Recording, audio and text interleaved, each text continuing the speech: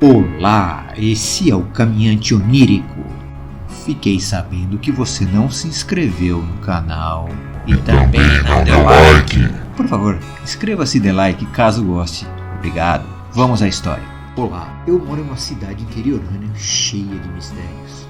O melhor de tudo, local frio, com muita neblina. Aqui as pessoas são calmas, são pacatas. Cada um gosta de viver a sua vida. Cada família é fechada em sua própria família. As amizades? Ah, sim. Fazemos amizades, especialmente nós que somos novos. Fazemos muitas amizades. É o que temos. É isso. Ou videogame, o qual os adultos têm bastante preconceito quanto a esse assunto aí. Essa cidade é bem tranquila. E para completar, a principal atração é uma locomotiva a vapor que fica em uma estação de estilo tradicional. É legal, pois dá para entrar e ver todo o maquinário, já que o seu Gerson e alguns ajudantes cuidam dela. E uma vez por semana eles abastecem as caldeiras, ou seja lá qual for o nome para se iniciar os motores. Pois é, ela ainda funciona. Mas fica só como exibição, não sai daquele local praticamente. Já havia ela se locomovendo, mas é bem pouco, somente para manter tudo ok. Em volta da cidade existe muito mato e montanhas. Logo temos neblina quase sempre pela manhã e tarde. O máximo que ouvimos é quando um vizinho comenta que houve um ataque de jaguatirica, ou quando ouvimos um disparo ao longe, alguém tentando espantar algum animal. Ah, devo dizer que isso diminuiu bastante assim que a polícia chegou e começou a patrulhar a mata. Geralmente eles ficam perto das trilhas ou em locais conhecidos. Assim, ainda existem locais nas montanhas onde podemos usar para andar sem problemas. Gostávamos de jogar e representar personagens. Na verdade, gostávamos de jogos de tabuleiro em geral, em casas abandonadas.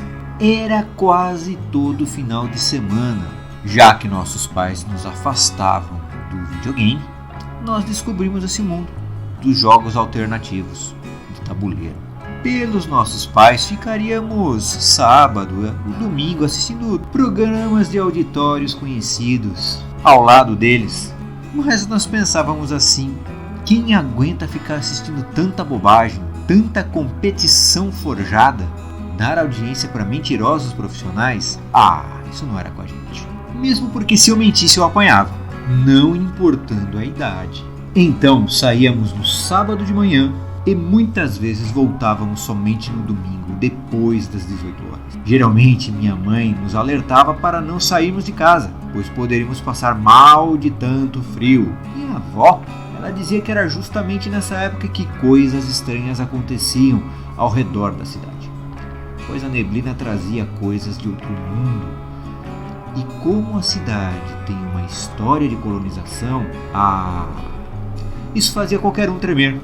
Somente aqueles que eram crédulos, óbvio. Você já viu jovem de cidade pequena, com contato com a cidade grande, ter medo de assombração? Nós sabíamos que essas coisas eram ditas apenas para nos forçar a ficar. Afinal, qual avó não se preocupa? Gosta de ter o conforto de seus filhos e netos ao seu lado, fazendo o que eles dizem, é óbvio. Geralmente minha avó nem terminava de falar, nós já estávamos bem longe. Foi o que fizemos. Reunimos a turma e nos preparamos para jogar. Então nos embrenhamos nas montanhas. O local tem muitas trilhas. E entre elas tem uma casa o qual está bem intacta, a dos Marcones. Eles já não estão mais aqui. Seus descendentes mudaram há pelo menos um ano.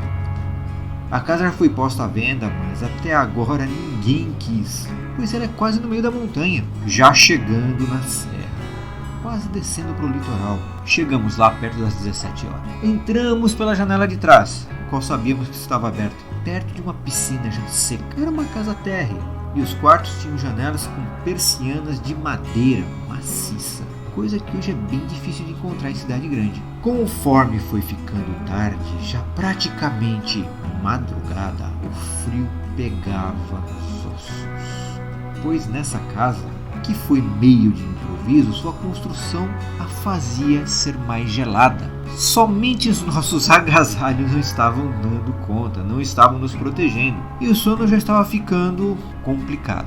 Voltar para nossas casas de madrugada, no meio do mato, descendo a montanha no escuro, olha, não era uma opção. Logo, Nos agrupamos e nos juntamos bem para nos aquecermos. E como havíamos pego algumas folhas, gravetos, que já estavam presentes no lado de fora da casa, acendemos o fogo. Na verdade, acendemos a lareira.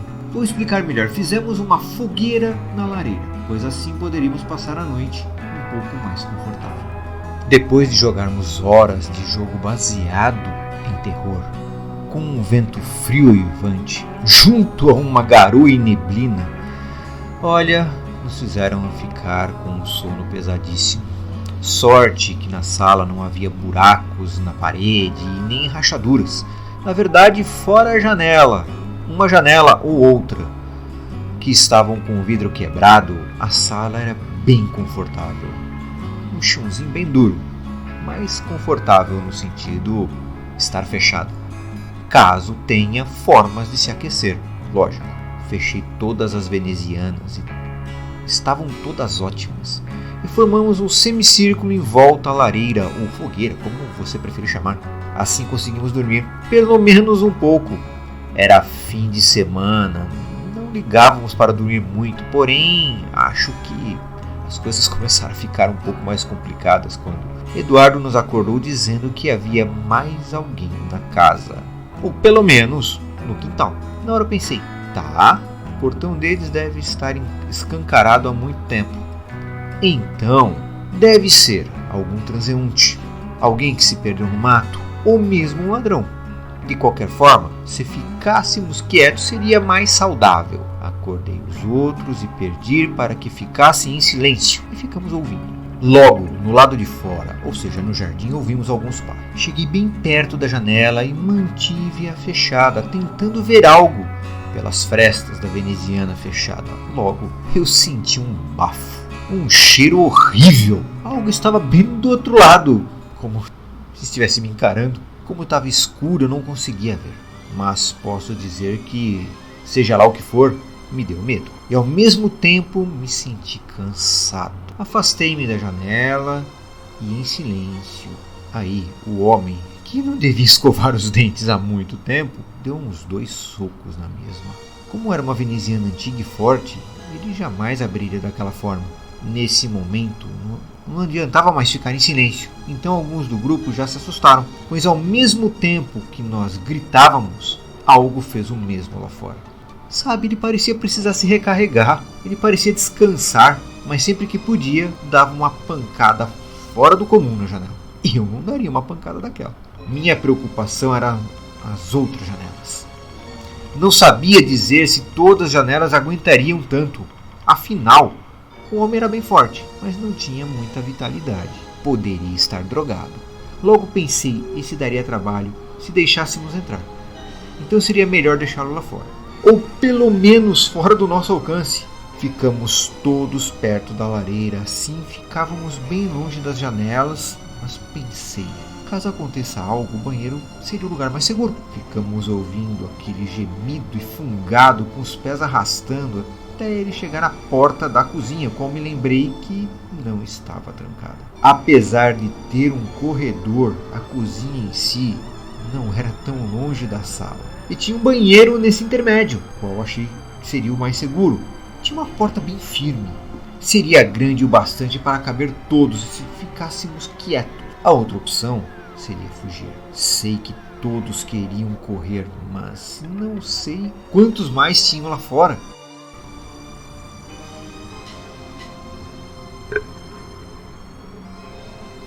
Se estivessem todos drogados e arrastando o pé, seria até fácil, mas eu não podia contar com isso. E botar a vida de todos em risco? Bom, escolhi ir para o banheiro, mas Tarcísio escolheu correr, pois para ele um drogado era fácil de enfrentar. De repente ouvimos a porta da cozinha abrir e o fungado, às vezes parecia um arroto, porém interno, sabe? Era um negócio bem estranho. Corremos em direção ao banheiro, mesmo Tarcísio, pois não viu muita opção naquele momento.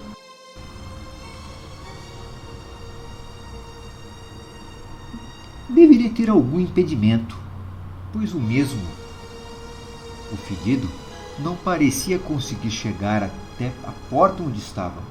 A essa hora, já era óbvio que éramos o alvo.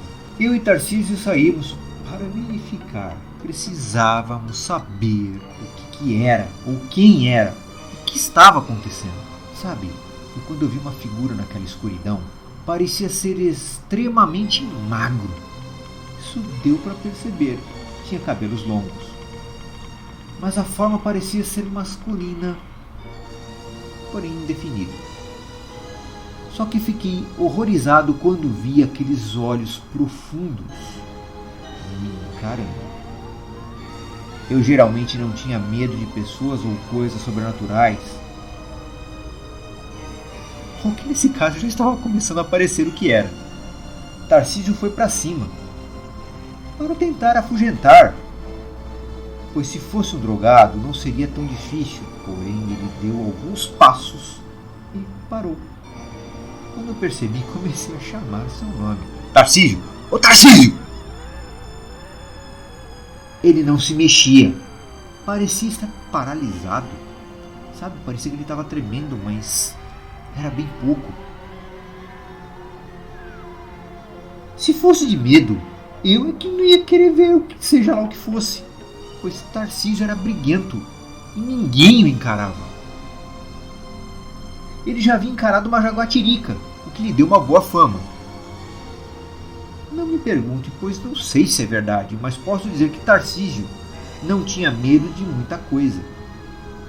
Se ele estava com medo, bom, eu não ia me meter a besta não. Olhei para a porta de entrada da sala.